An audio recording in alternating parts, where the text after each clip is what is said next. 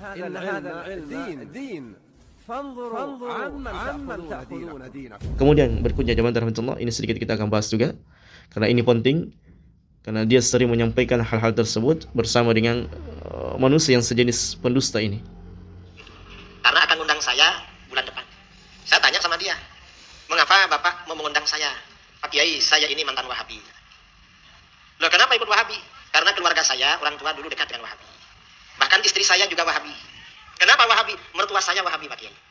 Saya kuliah di Bogor, ada adik kelas, karena cocok. Saya tanya dia, kamu kalau mau, saya lamar sama orang tua kamu. Ya udah Pak, datang sama ayah. Kalau ayah mau, saya mau. Saya datangi orang tuanya di Banjarmasin. Ternyata orang tuanya ayahnya polisi. Sampai di sana saya ditanya, kamu perlu apa ke sini? Saya mau ngelamar anak Bapak yang namanya ini. Saya mau tanya sama kamu. Iya Bapak, kamu ini Aswaja apa Wahabi? Saya ini Wahabi. Kalau kamu Aswaja, saya gak menerima. Saya mau dapat mantu sama-sama Wahabi, karena saya Wahabi. Saya bilang begini, Bapak jangan khawatir, saya Wahabi juga. Kita sama-sama Wahabi. Ya dah, kalau begitu kamu jadi menantu saya. Sudah, jadi suami istri Wahabi.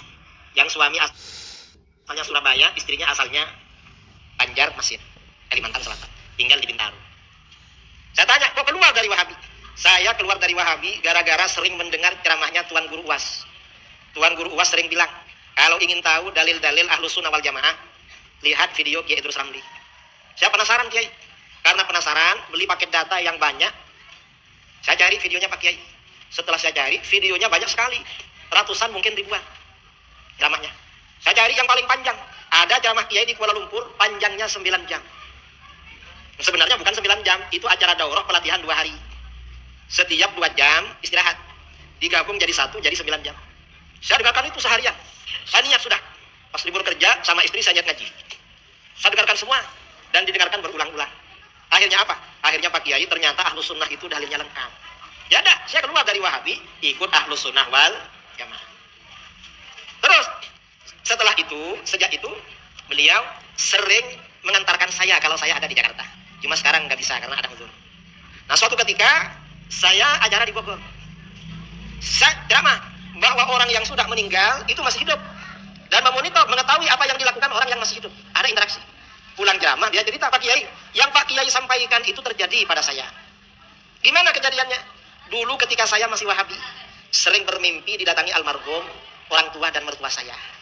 Mereka datang, wajahnya bersedih, tidak ada senyum, seperti susah wajahnya. Terus setelah saya keluar dari Wahabi Pak Kiai, saya ikut tahlil, ikut maulid, Isra Mi'raj, ikut yasinan. Ya pokoknya saya ikut seperti orang biasa itu Kiai. Saya bermimpi didatangi almarhum orang tua dan mertua saya, datang ke rumah, wajahnya tersenyum berseri-seri, menyiratkan kebahagiaan yang mendalam. Benar Kiai, orang mati tahu apa yang dilakukan orang yang masih hidup. Ini namanya kehidupan alam barzah. Ada saudara kehidupan alam barzah, bukan nggak ada. Enggak. Baik, ini yang perlu juga kita tekankan jamaah rahmatullah, bahwasanya si Kiai Gadungan ini mengatakan orang yang telah meninggal itu mengetahui secara mutlak kejadian yang terjadi di tengah-tengah keluarga mereka atau di rumah-rumah mereka. Maka dibantah oleh para ulama berdasarkan dengan firman-firman Allah Subhanahu wa taala maupun sunnah Nabi alaihi salatu wasallam. Ketika seseorang mengatakan bahwasanya si mayit mengetahui semua perkataan yang terjadi di antara dia dengan keluarganya yang masih hidup, maka ini adalah merupakan sebuah perkara dusta, sebuah perkara kebohongan jamaah rahmatullah. Sebab perkara ini adalah perkara ghaibiyah. Jadi ketika ada seseorang yang lantang dan dengan pedenya menyampaikan tentang perkara ghaibiyah, tidak dibangun di atas dari Quran dan sunnah Nabi alaihi salatu wasallam, maka persaksikan dia adalah seorang pendusta. Bagaimana mungkin perkara ghaibiyah yang alamnya berbeda dengan manusia itu, dengan alam dunia, kemudian dia mengetahui perkara-perkara ghaibiyah, kejadian-kejadian ghaibiyah. Bahkan dia bisa memastikan bahwasanya orang yang telah meninggal di kubur itu mengetahui keadaan-keadaan keluarganya yang di rumah atau keadaan-keadaan secara keseluruhan yang berkaitan dengan dia.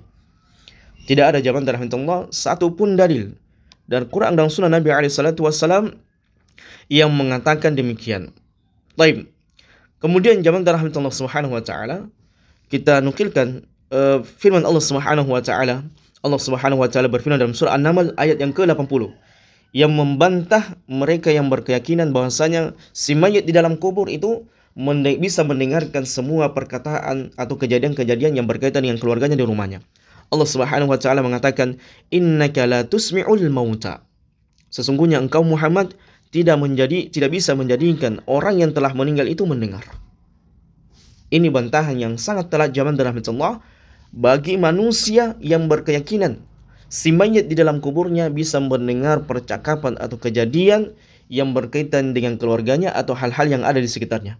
Kemudian firman Allah Subhanahu wa taala, "Wa ma anta bimusmi'in man fil qubur." Dan sesungguhnya engkau Muhammad tidak bisa menjadikan orang yang ada di dalam kubur itu mendengar. Ini zaman rahmatullah, dua ayat ini sangat jelas dan terang beneran bagi kita. Dibandingkan dengan orang yang menyampaikan dan meyakini si mayit itu bisa mendengarkan keadaan sekelilingnya, keadaan yang ada di dalam rumahnya dan yang berkaitan dengan keluarganya. Maka ayat ini membantah zaman rahmatullah subhanahu wa ta'ala. Dan juga Nabi SAW bersabda, "Idza mata ibnu Adam inqata 'amaluhu illa min thalath, sadaqatin jariyah, aw ilmin yuntafa' bihi, aw waladin salih." Nabi SAW dengan jelas menegaskan apabila anak Adam itu telah meninggal, maka terputuslah semua perkara yang berkaitan dengan dunia, kecuali 3 perkara, sedekah jariyah atau ilmu yang bermanfaat dan anak soleh yang mendoakan orang tuanya. Sehingga zaman rahmatullah subhanahu wa ta'ala, pendalilan yang berkaitan dengan hal tersebut, si mayit mendengarkan keadaan keluarganya atau yang berkaitan dengan hal-hal yang ada di sekitarnya, maka ini terbantahkan dengan firman Allah Subhanahu wa taala, begitu pula dengan sabda Nabi alaihi salatu wasallam. Ini secara mutlak.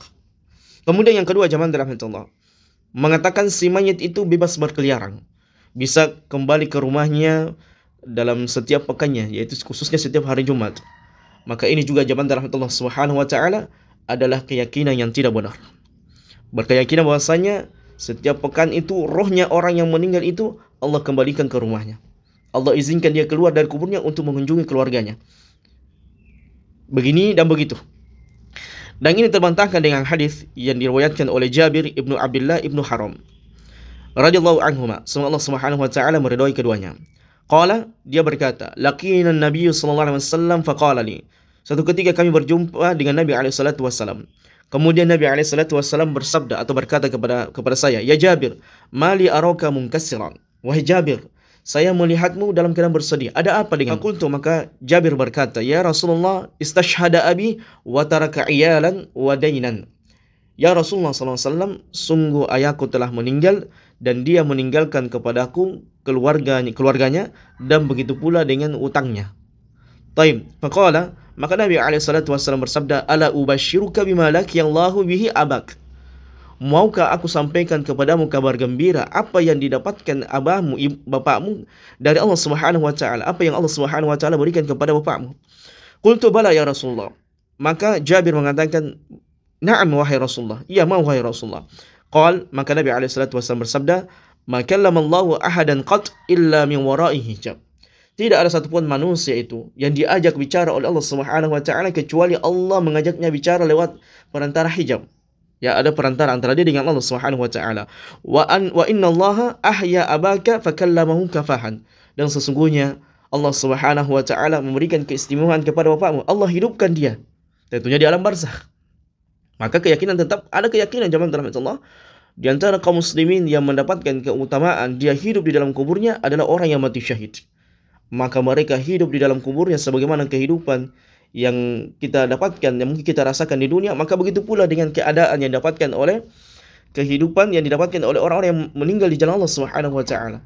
Namun kaifiyahnya wallahu alam bisawab. Fakallamahu kafahan. Kemudian Allah Subhanahu wa taala langsung mengajaknya bicara. Faqala, maka Allah Subhanahu wa taala berkata kepada bapakmu, "Ya abdi, taman a'ataka." Wahai abdi, wahai hambaku, mintalah sesuatu maka saya akan berikan kepadamu. Maka bapakmu berkata, "Tahyini fa aqtulu qatlatah thaniyah." Ya Allah Subhanahu wa taala, saya meminta saya bisa hidup sekali lagi dan kemudian dikembalikan ke dunia ini sekali lagi, kemudian saya meninggal dan mati kedua kalinya. Qala Allah, maka Allah Subhanahu wa taala berfirman, "Inni qadaitu annahum la yarji'un." Wahai hambaku, sesungguhnya aku telah menetapkan siapa yang telah meninggal maka itu tidak akan pernah kembali lagi ke kehidupan dunia dan mereka akan terus-menerus berjalan menuju negeri akhirat. Maka hadis ini diriwayatkan oleh Ibnu Hibban di dalam sahihnya dan berkata Syekh Syuaib bahwasanya isnad hadis ini adalah isnadnya jayyid. Lihat zaman Allah Subhanahu wa taala betapa tegas hadis ini menyebutkan bahwasanya orang yang telah meninggal itu maka tidak ada sangkut pautnya lagi dengan kehidupan dunia. Mereka tidak akan lagi bergantayangan sebagaimana keyakinan sebagian manusia. Apabila ada di antara kaum muslimin atau di antara manusia yang mati tidak wajar, maka mereka bergantayangan.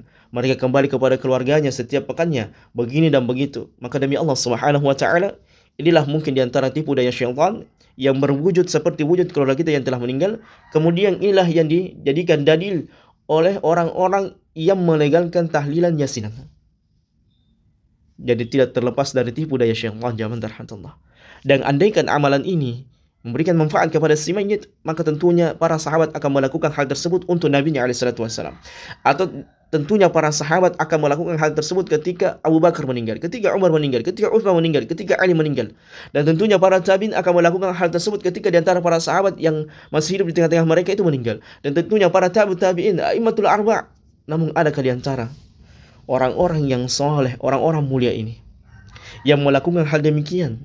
Kemudian datang manusia ribuan tahun setelahnya itu muncul pendusta yang kemudian mengatakan amalan ini adalah merupakan amalan yang dianjurkan.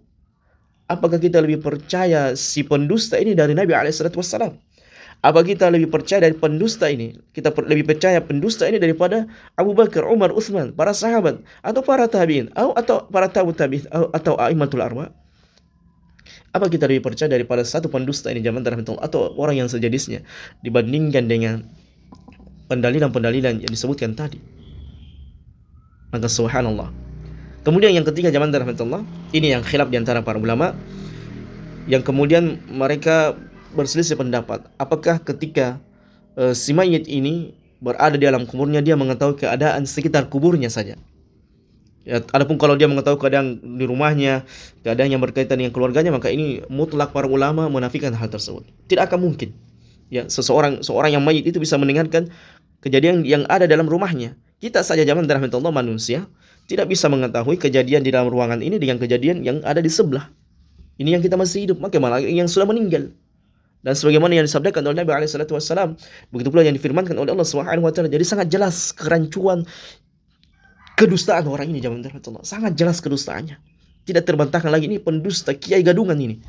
Manusia yang disusufi mungkin zaman Allah. Allah a'lam bishawab. Kita hanya bisa beransumsi. Kebenarannya mutlak milik Allah Subhanahu wa taala.